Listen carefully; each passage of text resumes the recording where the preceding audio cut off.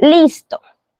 Entonces, ahora sí, comenzamos. Permítame retroceder unas diapositivas antes y me voy a ubicar en la portada. Las ciencias sociales, jóvenes, a diferencia de otras asignaturas que son exactas, por ejemplo, las matemáticas, química, entre otras asignaturas que seguramente ustedes, si no las han visto, las van a ver a lo largo de toda su preparación. Las ciencias sociales nos hablan más del lado de la humanidad, nos hablan de esa relación que tienen las personas con todo su medio. Entonces vamos a ir viendo a lo largo de las sesiones cómo la humanidad, cómo los seres humanos se desarrollan en todo su entorno y cómo su contexto es muy importante para poder socializar. Por eso son las ciencias sociales. El día de hoy vamos a comenzar con la primera asignatura y la primera asignatura es metodología de la investigación. Una asignatura que es la base para todo lo que conocemos. Ojo con esa palabra, la metodología, y lo voy a volver a repetir. La metodología es la base de todo lo que nosotros conocemos. ¿Por qué es la base de todo lo que nosotros conocemos? Porque gracias a que existe la metodología de la investigación, nosotros podemos darle respuesta a muchas cosas, a muchas preguntas.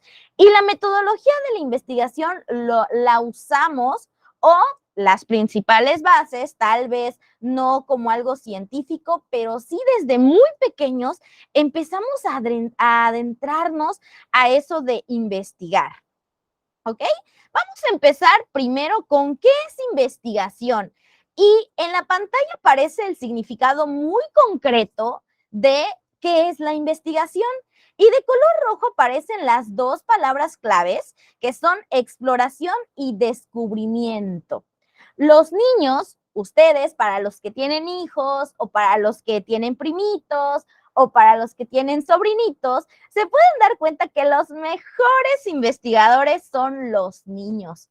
¿Y por qué los niños? Porque los niños, al no conocer ciertas cosas, empiezan a tocar, empiezan a utilizar sus sentidos para empezar a descubrir todo lo que les rodea y empiezan a hacer esas típicas preguntas de ¿y por qué? ¿Y por qué es esto? ¿Y por qué es esto? ¿Y por qué es esto? Hasta llega un punto en el que ya seguramente no sabemos qué contestar, ¿verdad? Pero tienen tantas preguntas porque les interesa, desde muy pequeñitos sienten ese deseo de investigar y ese deseo de conocer y ese deseo de saber por qué la manzana es de color roja o amarilla. Bueno, la manzana tiene diversos colores, ¿no? Pero ¿por qué nunca he visto una manzana, imaginemos, de color morado, ¿no? Entonces te va a preguntar y a veces nosotros como adultos tal vez no sepamos la respuesta a muchas de esas preguntas, pero los niños inician desde muy pequeños a investigar y empiezan a descubrir todo lo que les rodea. ¿Cuál es la diferencia? Porque sí hay una diferencia entre lo que nos vamos a centrar ahora, que es metodología de la investigación. Qué bueno, cuando estamos pequeños, cuando estamos pequeños, las respuestas nos las damos nosotros, pero a lo largo del tiempo empieza la palabra ciencia.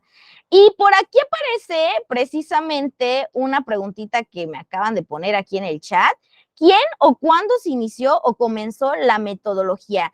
De hecho, no tenemos una fecha exacta de cuándo inició la metodología, porque desde la época de Mesoamérica y desde que están los nómadas y los sedentarios, los nómadas, recordemos, que fueron los primeros seres humanos en toda la Tierra. ¿Y quiénes eran los nómadas? Personas que precisamente utilizaron el descubrimiento. ¿Cómo se convirtieron en sedentarios? Los nómadas eran personas que iban de un lugar a otro, que eran recolectores, que cazaban, eran los primeros seres humanos. Pero ¿cómo se convirtieron en sedentarios? ¿Cómo dieron ese gran paso a la agricultura? Descubriendo. ¿Y qué fue lo que descubrieron? Que podían sembrar, como en los comerciales, ¿no? Un nómada se pasaba recolectando y no sabía que de una semilla de naranja, ejemplo, podía salir otro árbol de naranja. Y ya no había necesidad de que esté de un lugar para otro buscando naranjas. No, con base al descubrimiento, se dio cuenta que al momento de sembrar, pues bueno, ya podía poder construir sus casas más duraderas, ya no había necesidad de ir kilómetros y kilómetros, sino que ya podía utilizar la agricultura. Entonces, eso contesta básicamente la pregunta, ¿no? Desde que el ser humano empezó a descubrir y desde que conoció y se dio cuenta que de una semilla podía salir un árbol, desde ahí podemos encontrar ya un método. ¿Por qué un método? Porque ya estamos hablando de paso a paso. Para la agricultura necesitamos un paso a paso. Y tal vez en ese momento no se llamaba metodología de la investigación, eso hay que dejarlo claro también, ¿verdad? La parte de metodología de la investigación, desde que el sedentario se dio cuenta, del nómada, se dio cuenta que se convirtió en sedentario y que ya podía sembrar una semillita y podía salir un árbol, seguramente no sabía, y acabo de descubrir la metodología de la investigación. No, esos son conceptos que paso a paso se fueron descubriendo, al igual que la ciencia. Muchos dicen, es que hace muchos años, cuando estaban los mayas, pues no existía la tecnología. Pues eso es algo muy falso, porque aquí tenemos solamente la creencia de que la tecnología solamente son celulares y computadoras. Y eso es súper falso, porque la tecnología en sí, si buscamos la definición, nos habla de la capacidad que tienen para solucionar un problema.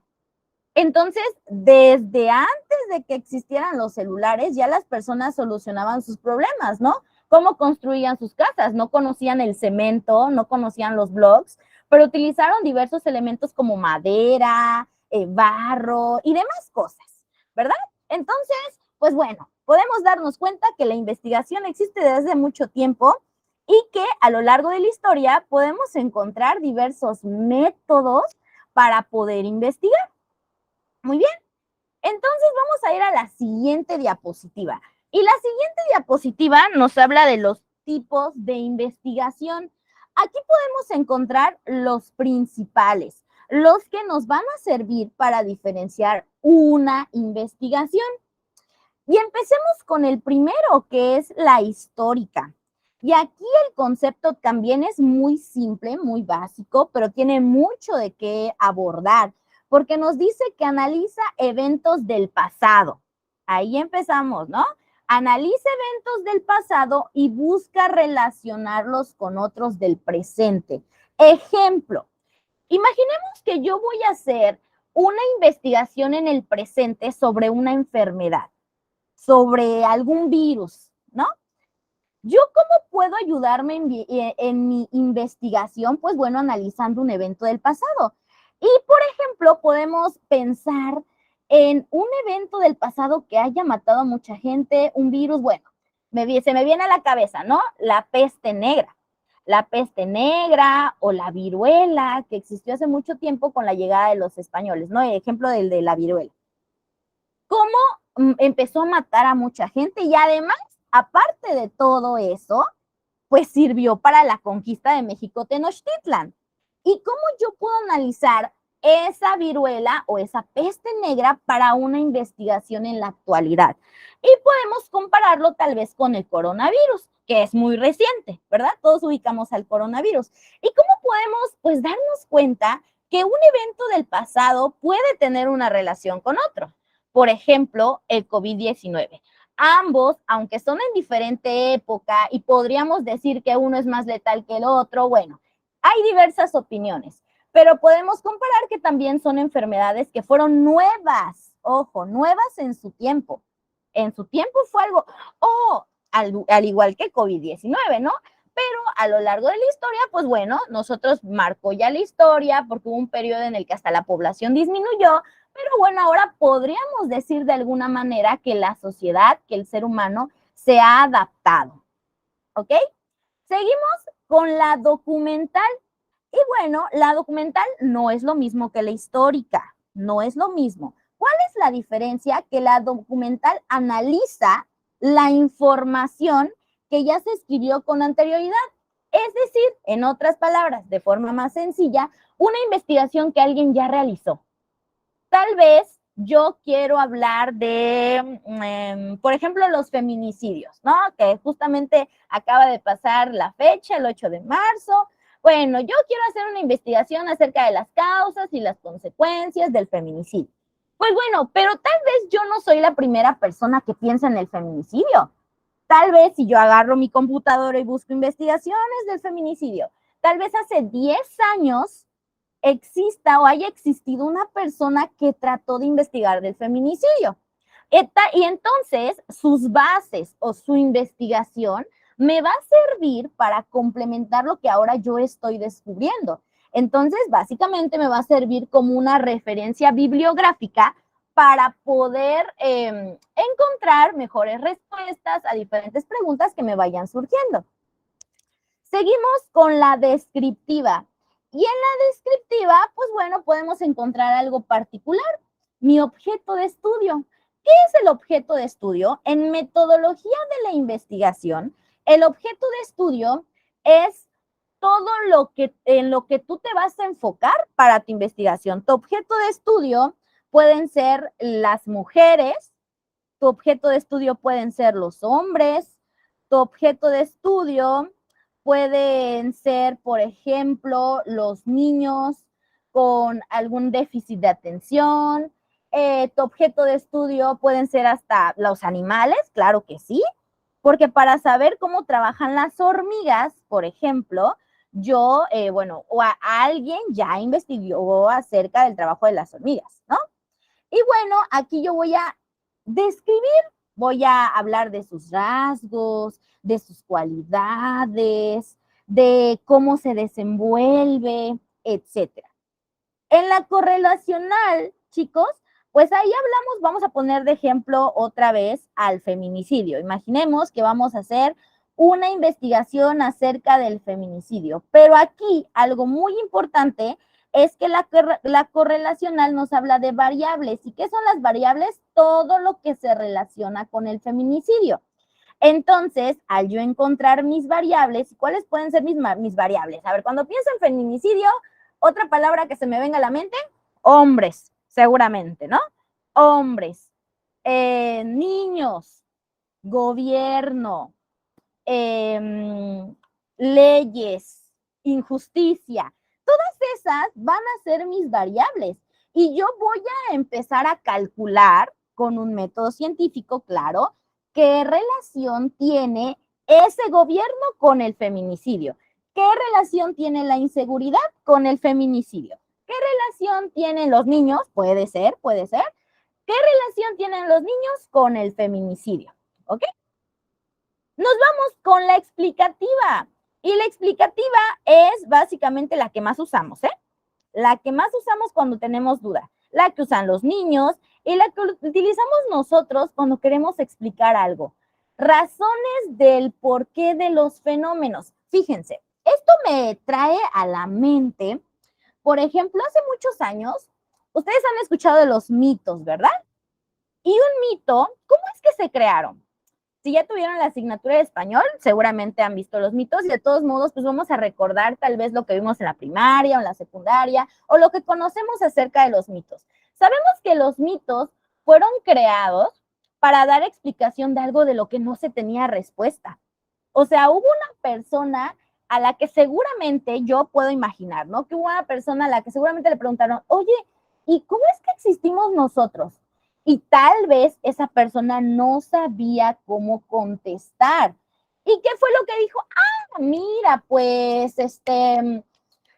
pues, y seguramente ahí empezó a pensar y dijo, no, pues, existe algo, pues existen los dioses, que son, que existen en el universo y que seguramente ellos nos crearon a base del maíz, ya tocando un poco del origen de lo que creen los mayas, por ejemplo, como el Popol Vuh.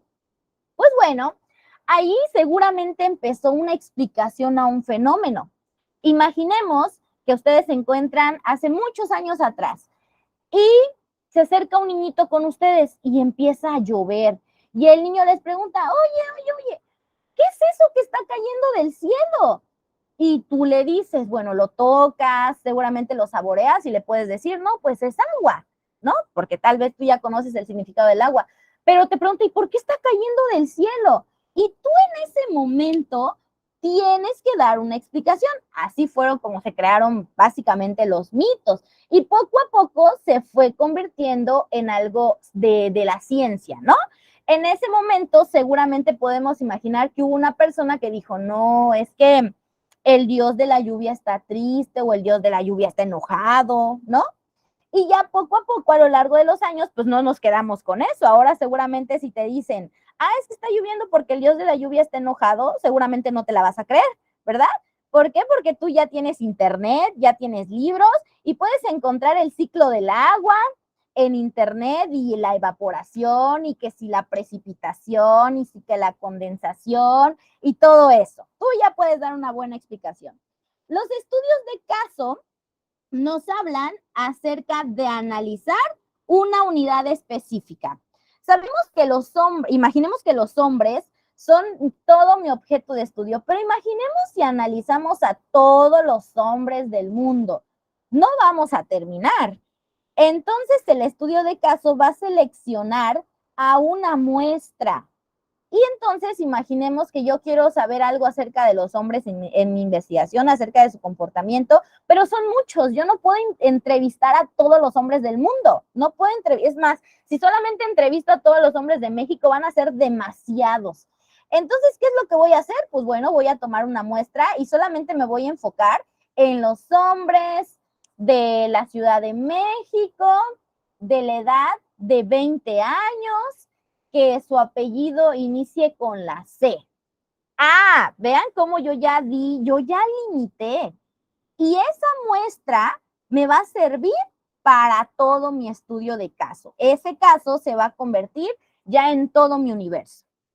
En la seccional, chicos, hablamos de algo que solamente se puede investigar una vez, una única ocasión, porque, pues bueno, hasta ese momento puede que más adelante se repita, pero tú no lo sabes. Entonces, por primera vez está sucediendo. Se me viene a la mente como ejemplo la revocación de mandato. No sé si ustedes participaron en la revocación de mandato, la verdad no recuerdo qué fecha fue, no sé si fue hace 2 años, creo, más o menos, 1 año y medio, 2 años, más o menos fue lo de la revocación de mandato. Y eso es único en la historia de México, ¿eh? Es más, ¿cómo te convencían las personas para que participaras y saliste seleccionado para ser funcionario de casilla? ¿Cómo te convencen? Pues, ¿cómo te convencen los capacitadores? Te dicen, no, pues, fíjate que es la primera vez que sucede esto, es importantísimo que tú puedas participar, va a ser algo histórico. Pues bueno, básicamente sí, ¿no? No va a haber una primera vez, otra vez la revocación de mandato. Puede que haya más adelante, pero esa única vez o esa primera vez ya no se va a repetir y ninguna como la primera. Por eso se dice que solamente se puede estudiar, pues tal vez una sola vez, ¿ok? Y por último, la experimental.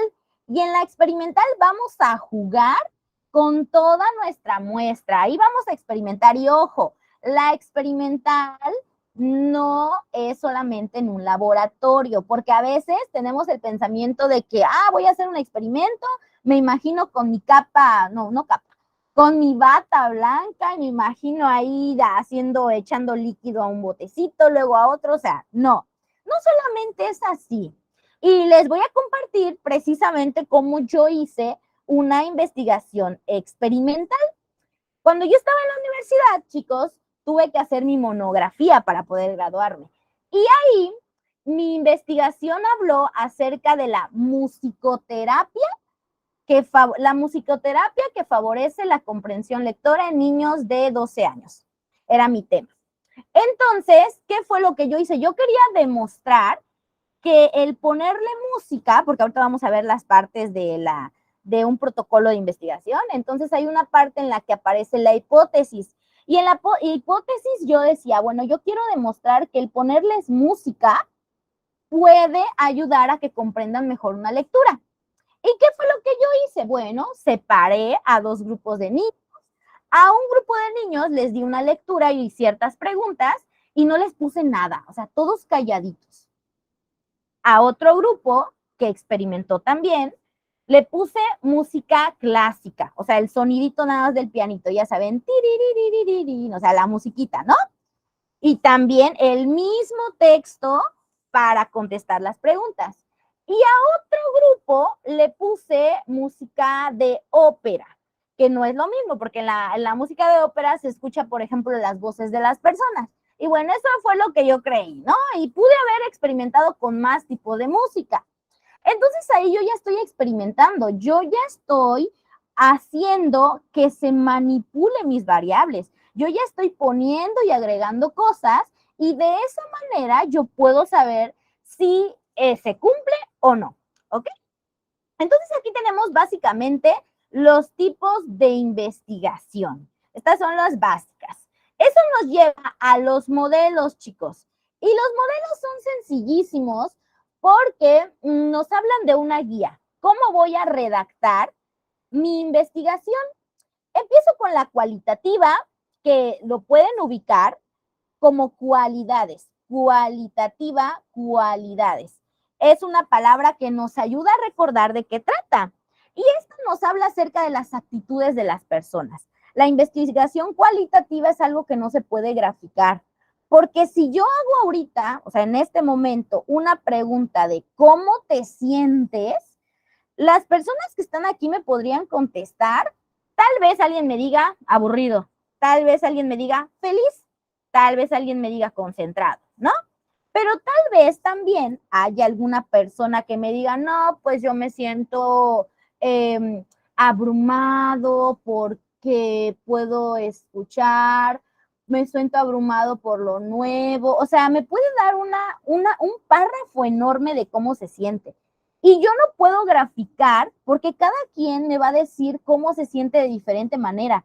¿Cómo yo voy a poder graficar los sentimientos o las emociones de forma cualitativa? Porque cada quien me va a dar diferentes palabras, a diferencia de la cuantitativa, en la que yo puedo cerrar y yo te puedo dar opciones. A ver, dime cómo te sientes, feliz o triste. Solamente tienes esas dos opciones y no tienes de otra. Solamente me tienes que contestar eso. Entonces ahí yo ya puedo hacer una gráfica para contar cuántos dijeron feliz y cuántos dijeron triste. En la investigación básica habla de conceptos claves que nosotros necesitamos para una investigación y nos lleva a la aplicada. Porque cuando yo investigo, jóvenes, es muy importante que sepamos que la investigación tiene un propósito. ¿Y cuál es el propósito? Que yo pueda dar respuesta a algo. Si mi investigación no me va a servir de nada, ¿para qué la hago? O sea, ¿para qué me tomo la molestia de investigar algo que no me va a servir? Entonces, por eso la investigación es algo muy importante porque pasa a la historia. Entonces, también nos habla de que para hacer una investigación necesitamos algo que sí se pueda investigar y se pueda aplicar, sobre todo en, pues, nuestro alrededor.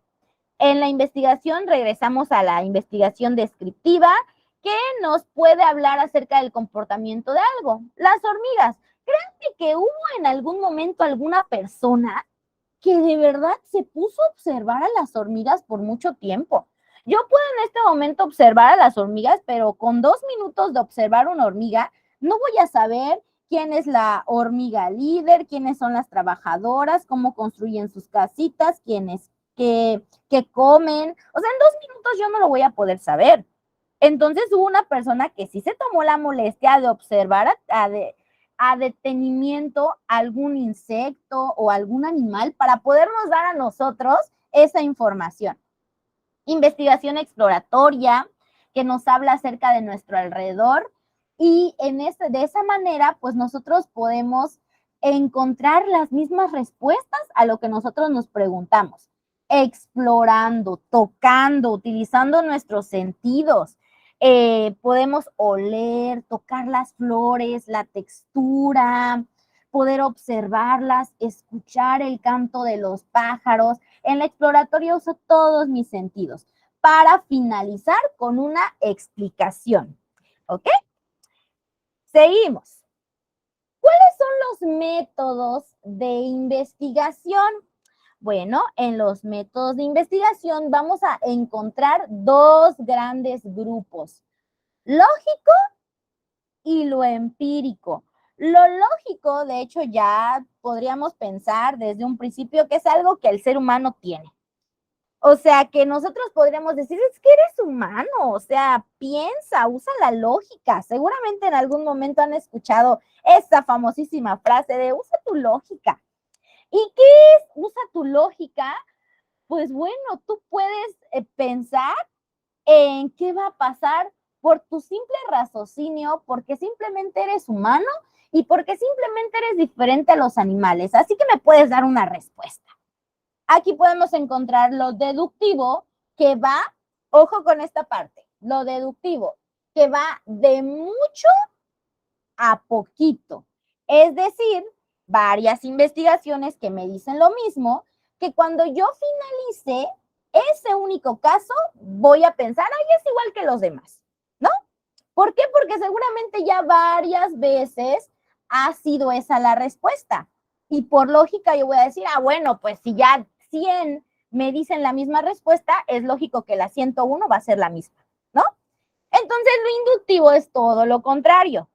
Yo tomo algo en particular y lo hago grande. Yo busco la respuesta a algo tan sencillo que me va a llevar a una explicación más grande y que seguramente me va a poder contestar más preguntas que solamente eso. Tenemos a la medición, que nos sirve para nosotros utilizando la vista, utilizando hasta, es más, la medición yo la puedo hacer con la vista. Yo, con mi conocimiento de que ya sé cuánto es un metro y cuánto es un centímetro, si yo veo un mueble, puedo decir aproximadamente cuánto es. Por lógica, yo no podría decir que mi ventilador mide 2 kilómetros de altura, ¿verdad? O sea, por lógica, yo sé cuánto es un kilómetro y sé cuánto es un metro. Entonces, yo no podría decir mide 2 kilómetros. Si acaso podría calcularle, ¿no? Mide 1,5 metros, más o menos. Estoy hablando de las que tienen el tubito, de las altitas, ¿no? Entonces, yo puedo medir, pero no solamente con la vista, puedo medir con el oído. Yo puedo cerrar los ojos, alguien me puede gritar, ¡eh! Y yo puedo calcular, de verdad, si se encuentra al lado de mí o si se encuentra cruzando la calle. O sea, lógica, ahí estamos usando la lógica. La del pi, está muy interesante porque juntamos a expertos. Pongan ustedes que voy a hablar de la lluvia ácida. Bueno, ¿cuáles van a ser mis expertos que me van a dar la respuesta? Porque simplemente son expertos. Seguramente voy a hablar a algún maestro, voy a hablar a algún biólogo, voy a hablar a una persona, a un laboratorista, tal vez, porque se dedica a investigar cosas como microorganismos que se puedan encontrar en el agua.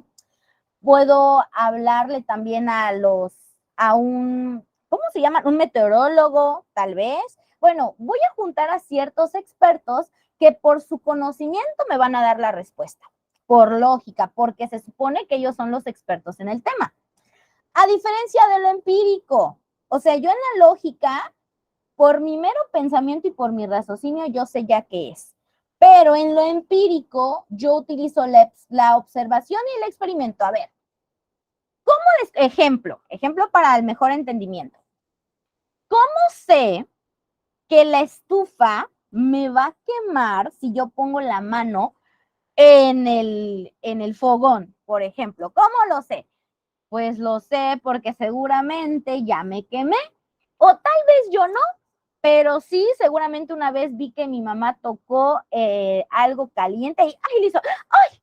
Y se quemó y le quedó roja toda la mano. O tal vez yo vi un video en internet de alguien que se quemó.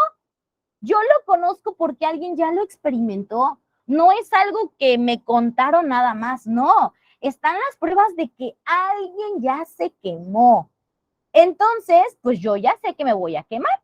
Eso es lo empírico. Yo ya pasé por eso. Ahora, ¿cómo sé que un perro ladra si ni siquiera lo he escuchado?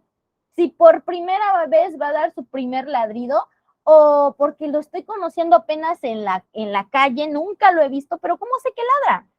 ¿Por qué? Porque seguramente yo tengo perros y ya escuché que los perros ladran, yo ya investigué en internet que los perros ladran, o mi vecina tiene perros y yo ya sé que ladran, ¿no? Entonces yo ya puedo conocer las cosas porque alguien ya lo experimentó y no necesito verlo como de, a ver, compruébame que los perros ladran, a ver, compruébame que ese perro ladra. Pues no, ¿verdad? Porque pues yo ya sé que los perros ladran porque mi vecino tiene un perro y el perro ladra, ¿ok? Eso nos lleva, chicos, al protocolo de investigación. Hasta aquí ya terminamos con esa introducción a la metodología de la investigación y como pueden darse cuenta, podemos encontrar mucha información. O sea, ¿cómo es que todo nos da respuesta a algo? Si yo en este momento, o si a mí en este momento se me ocurre hacer una investigación de algo que yo quiero saber, no, bueno, tengo muchas bases en la metodología de la investigación, tengo modelos, tengo métodos, tengo mucha base para que mi investigación sea clara. Y antes de pasar al protocolo de investigación, quiero aclarar algo, jóvenes. Algo que quiero aclarar es que una investigación como método científico no es agarrar la computadora y poner ciclo del agua y que de repente me digan, bueno, el ciclo del agua, ese es el proceso en el cual el agua realiza un viaje que no tiene fin, empezando con que el agua se evapora. O sea, no es eso, ¿eh? Porque a veces cuando les dicen, bueno, vas a realizar una investigación como método científico, se van por el lado de, bueno, voy a mi computadora y pongo, bueno, yo quiero saber del agua, bueno, contaminación del agua, y me empiezan, o pueden poner, ¿no? Ahí todo lo que les salga en internet. Eso no es una investigación de la que estamos hablando.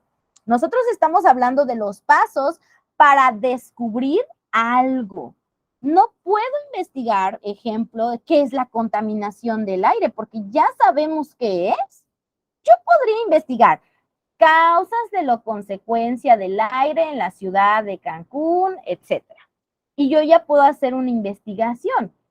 Pero yo realizar esa investigación, yo experimentar, describir, explorar, yo haciéndola, no buscando en internet, son dos cosas muy diferentes, ¿ok? Ahora, el protocolo de investigación. Este es el primer paso para un investigador.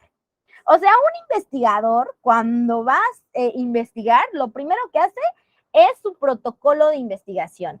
¿Y qué es un protocolo de investigación? Bueno, un protocolo de investigación es un plan de trabajo.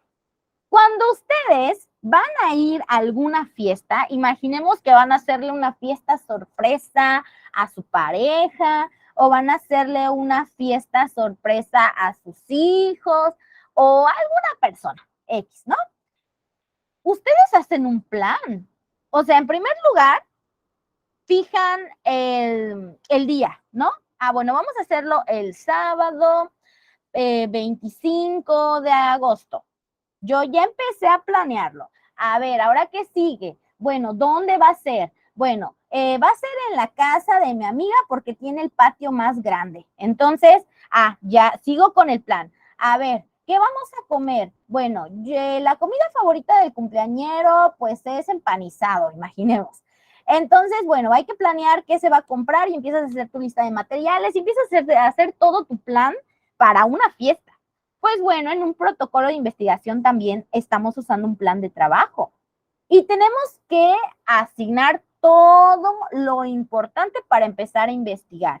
Aquí vamos a plasmar las ideas. Seguramente en este momento ustedes pueden ya estar pensando en alguna cosa que ustedes todavía no han tenido respuesta y les gustaría investigar, ¿no?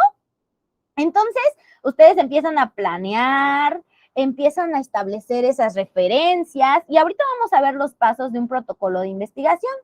Pero, ¿cuáles son las características de ese plan? ¿Cómo yo puedo saber que mi protocolo de investigación está bien hecho? Porque se redacta en futuro. Yo lo tengo que redactar en futuro. Yo no puedo hablar en presente ni en pasado. Porque como es un plan, es algo que todavía no ha pasado. Mi redacción es en futuro. Todo tiene que ser a futuro.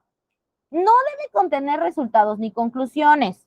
En el protocolo de investigación, yo no puedo incluir ya mi conclusión de cómo va a terminar si ni siquiera he investigado, ¿verdad? Algo muy importante y hasta está de azul. Tiene que ser algo válido. ¿Qué significa válido? Que se pueda comprobar. Imaginemos que ustedes son amantes del universo y quieren investigar vida extraterrestre. Imaginemos que ustedes quieren descubrir si existen o no los extraterrestres. A ver, puede ser que te pueda servir algún tipo de investigación en Internet. Puede ser que puedas encontrar alguna teoría, pero en sí no es algo válido. ¿Por qué no es algo válido? Porque ni siquiera la NASA, por ejemplo, o países que han mandado cohetes o astronautas, han podido llegar más allá del sistema solar. Entonces, ¿cómo voy a poder comprobar la vida extraterrestre si con trabajo se ha llegado a la Luna y a Marte, imaginemos, ¿no? O tal vez algún otro planeta del sistema solar, pero el sistema solar es algo tan pequeñito a comparación de todo el universo. Eso es una falacia y una falacia es algo falso. Yo no puedo presentar de tesis una investigación sobre tal vez comprobar la vida extraterrestre, porque no me es posible a mí. No me es posible agarrar simplemente un cohete e irme y dar paseos por todo el universo para ver si encuentro una vida extraterrestre. ¿Ok, chicos? Entonces, ojo con eso. Fundamentos y bases teóricas, que va de la mano con la anterior. Si no es algo válido, no tiene fundamentos, no tiene bases.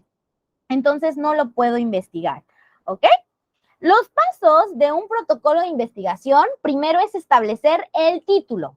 A partir de aquí, les voy a ir dando ejemplos para cada parte del protocolo de investigación.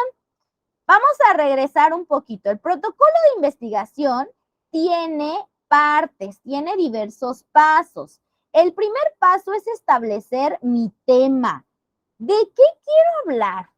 A ver, en este momento, pues yo tengo que pensar, tal vez no se me ocurra ahorita algo, ¿no? A ustedes, por ejemplo, pero yo puedo tomarme el tiempo para establecer primero mi título, de qué quiero hablar, qué tema me llama la atención. Me gustan los videojuegos, me gusta, por ejemplo, la sociedad, quiero investigar algo de la historia. Ahí empiezan a surgir todos mis gustos. ¿Qué es lo que yo quiero saber? ¿Qué temas quiero conocer? Y aquí voy a establecer un título corto y claro. Mi título no puede ser de párrafos, o sea, tiene que ser corto. Hay títulos en tesis que tienen hasta 3 líneas, pero pues no más, ¿verdad? Mi título es corto y además, claro, se debe de entender. Y además incluye el lugar de estudio, es decir, en dónde voy a realizarlo, porque recuerden que tenemos que limitar. Yo no puedo decir contaminación bacteriana de las aguas de consumo humano hasta ahí. No lo puedo dejar en consumo humano. ¿Por qué? Porque yo tendría que investigar todas las aguas de todo el mundo. Y no, ¿verdad? No voy a terminar. Entonces aquí yo ya lo limité en San Juan, Carapan, Michoacán. Ah, bueno, ahí yo solamente voy a hablar de ese lugar. Ok, ahí ya se me va a hacer más sencillo, más fácil. Ok, ya no va a ser tanto mi objeto de estudio. Planteamiento del problema. Aquí sí, ustedes van a redactar lo que necesiten. Aquí yo voy a decir el por qué, mi vacío. Describe todo lo que yo, ¿cuál es el problema? ¿Por qué yo quiero investigar acerca de la contaminación bacteriana?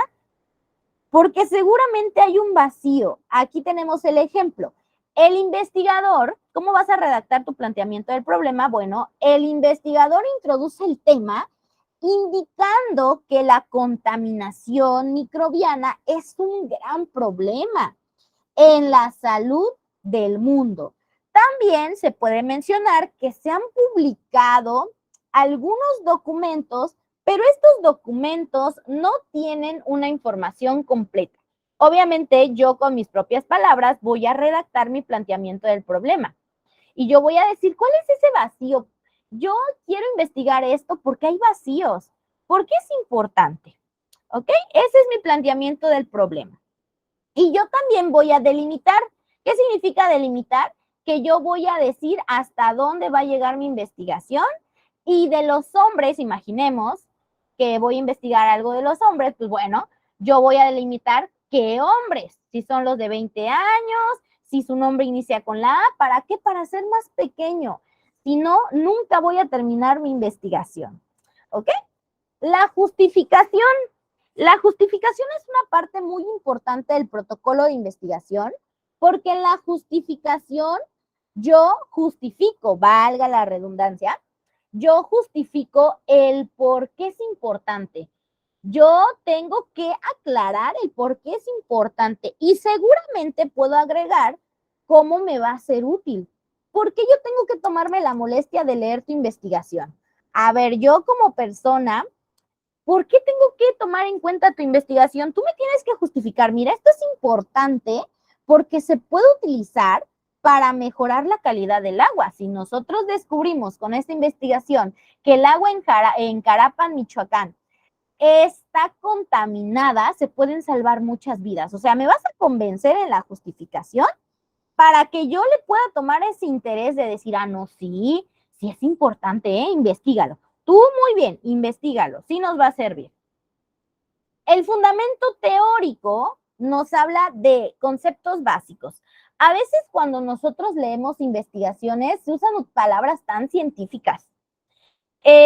Como los médicos, ¿no? A veces nos hablan de palabras, cuando hablamos con un médico, tratan los médicos de hablarnos como que con palabras que nosotros entendamos, pero a veces utilizan palabras tan técnicas que no las entendemos. Y lo mismo pasa en una investigación. Hay ocasiones, por ejemplo, en esta investigación que voy a hablar de microbios, de contaminación microbiana, de bacterias que hay en el agua, seguramente van a haber nombres o conceptos que yo no entiendo como lector. ¿Cuál es la tarea del investigador? Aclararme todas las dudas, hacerme un pequeño glosario en donde me diga qué significa ciertas cosas, ¿no? Por ejemplo, causas de la contaminación del agua, microorganismos, una lista tal vez de los microorganismos contaminantes. Estos son ejemplos, chicos, ¿ok? Dense cuenta que a cada diapositiva yo le pongo un ejemplo y todo va relacionado a mi tema. Seguimos con el mismo tema que yo les presenté, contaminación bacteriana en San Juan Carapan, Michoacán. Ese es el tema y a cada parte yo les estoy dando un ejemplo, por eso aparece de esta manera. ¿Ok, chicos? Los objetivos, esta es una parte muy importante. Todos tenemos objetivos y mi investigación no es la excepción. Yo tengo que poner cuál es mi objetivo, por qué estoy realizando esta investigación, qué quiero lograr. El objetivo general expresa el final, todo lo que se quiere lograr, y el específico, cuáles son los pasos que se deben de cumplir para poder llegar al objetivo general. Ejemplo, ¿cuál es mi objetivo general en mi ejemplo de la contaminación bacteriana? Determinar la contaminación bacteriana en aguas de consumo humano. Ese es mi objeto de estudio. Yo como investigador quiero comprobar que sí, efectivamente hay contaminación en esa agua. Pero para yo llegar a demostrarlo, tengo que cumplir mis objetivos específicos. En primer lugar, ¿qué tipo de bacterias hay? Ahí puse una línea porque, bueno, podemos poner cualquier tipo de bacteria que se pueda encontrar en esa investigación. Obvio, estamos hablando de investigación que todavía no se ha realizado, entonces ahí pondríamos alguna concentración de alguna bacteria y sobre la línea, la bacteria. Y puedo hablar de esa bacteria. ¿Ok? Entonces primero tengo que definir todos mis objetivos específicos para poder llegar al objetivo general. Tenemos la metodología. La metodología nos habla de todo ese paso a paso. También en todo lo que realizamos hay un paso a paso.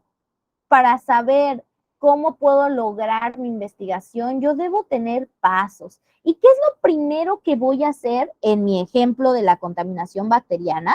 ¿cuál va a ser mi primer paso? Recolectar mis muestras. Y no solamente de agua, puede ser, yo me pude haber tal vez imaginado que estaba hablando de los ríos. No, o sea, en la investigación alguien sospecha que el agua potable, o sea, no el del río, sino que seguramente el que llega a nuestros hogares, o tal vez imaginemos que seguramente puedo tomar marcas de garrafones de agua.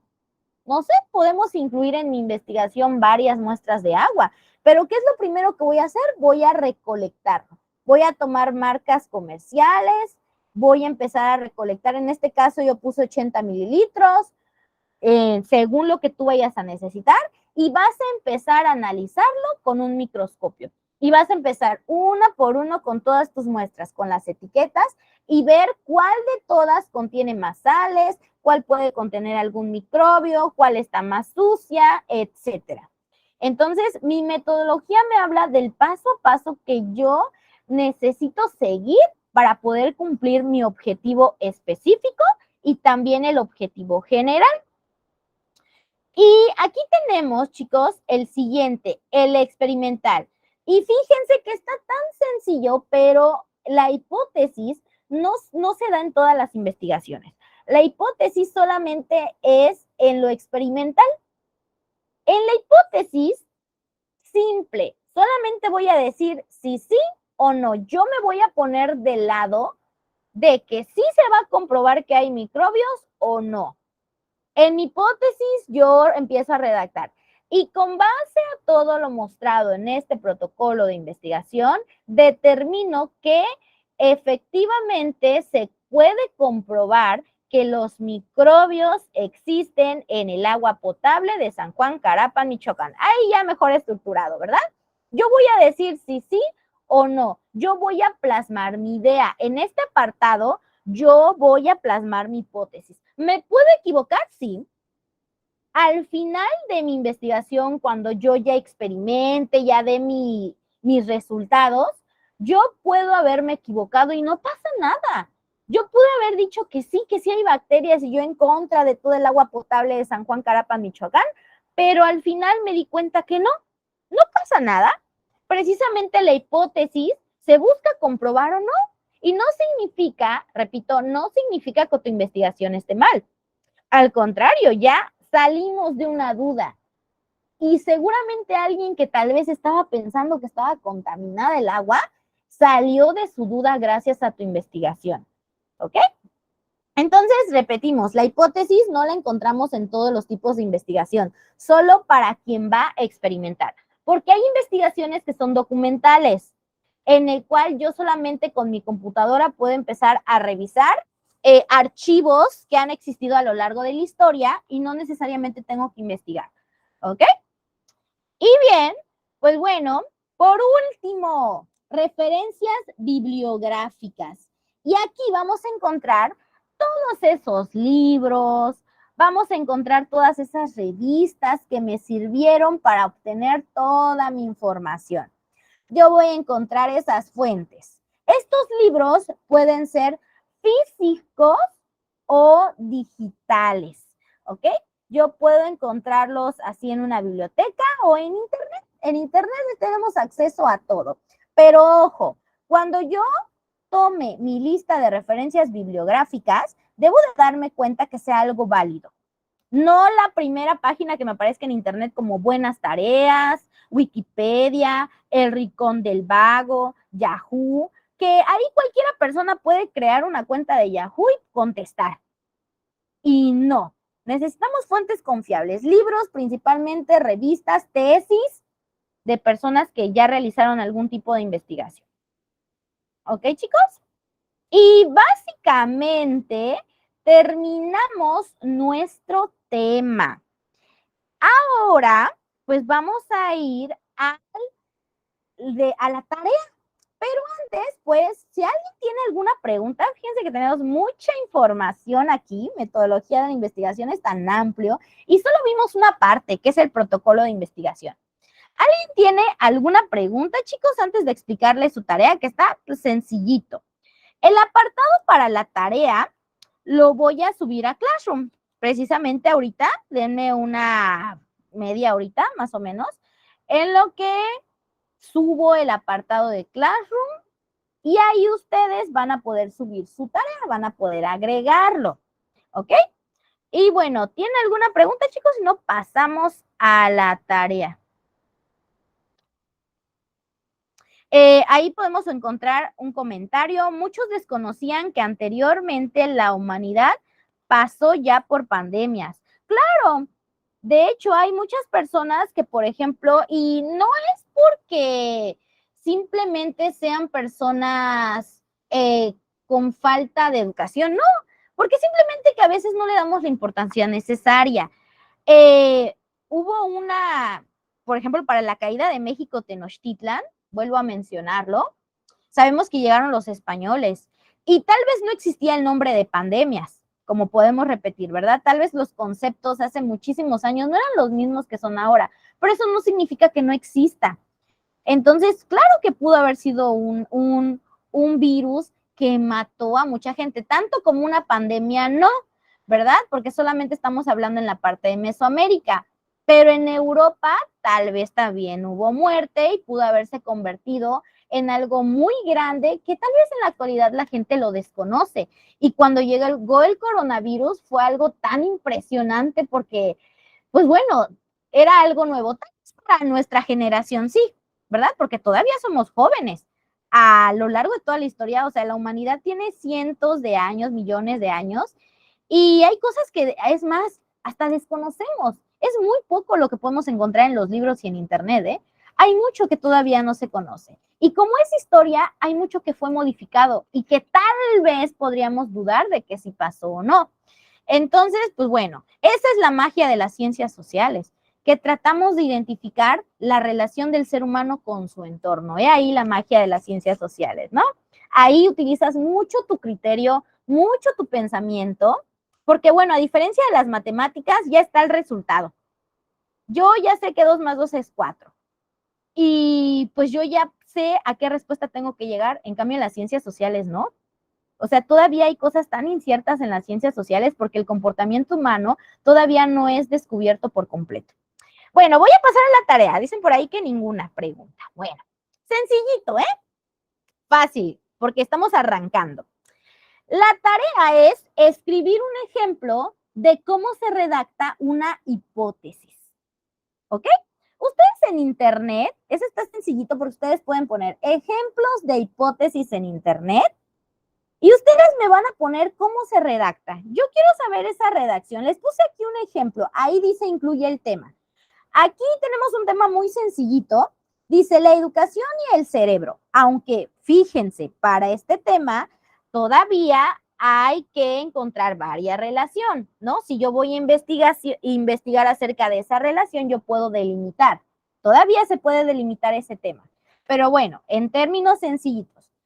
Ahí yo puedo dar una introducción y la hipótesis es lo que a mí me importa.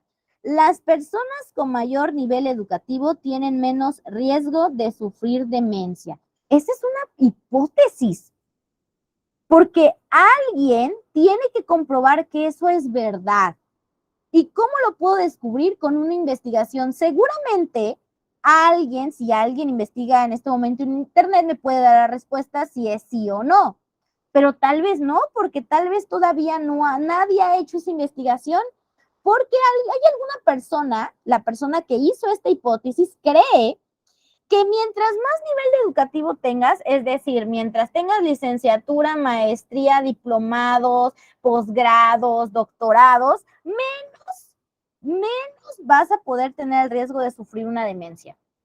A ver, alguien que me quiera contestar en este momento, ¿quién está de acuerdo en esta hipótesis? Todavía no sabemos si está investigado, pero ¿alguien está de acuerdo con esta hipótesis? ¿Alguien podría decir, sí, yo estoy de acuerdo con esta hipótesis? Yo creo que mientras mayor sea el nivel educativo de una persona, yo creo que es menos el porcentaje de que le pueda pasar algo relacionado con una demencia.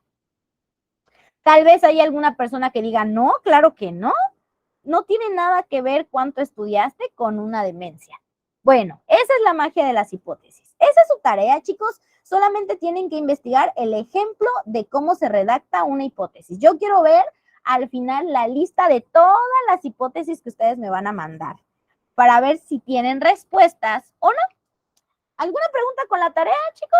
Lo pueden redactar en una hoja de su libreta o lo pueden poner en Word. No hay problema. Como pueden darse cuenta, es algo tan sencillo como 2 líneas. ¿Ok? 1, 2 líneas, 3, no lo sé, depende de la hipótesis que ustedes busquen. Así que como gusten, solamente que cuando me manden su tarea, ojo, pónganle nombre, porque a veces me guío de los nombres que aparecen en Classroom del correo electrónico y no aparece su nombre completo, entonces no sé quiénes son. Y a veces sus correos electrónicos dicen, esa tu pequeña fresita o diminutivos y no sé su nombre. Entonces, porfi, póngale a su tarea en algún espacio el nombre, ¿sí? Y bueno, vuelvo a hacer la pregunta. ¿Tienen alguna duda? Si no, pues bueno, ya nos podemos retirar. ¿Cuánto tiempo tienen para entregarla? Tienen hasta el viernes. Todas las tareas que vayamos viendo en la semana tienen hasta el viernes para que yo pueda revisarlas el fin de semana. ¿Ok, chicos? Entonces, todas las tareas ahí ya de forma general, las tareas que vayamos dejando, a excepción del proyecto, que bueno, ya más adelante les voy a hablar de eso, tienen hasta el viernes, ¿ok? El viernes no tenemos tarea.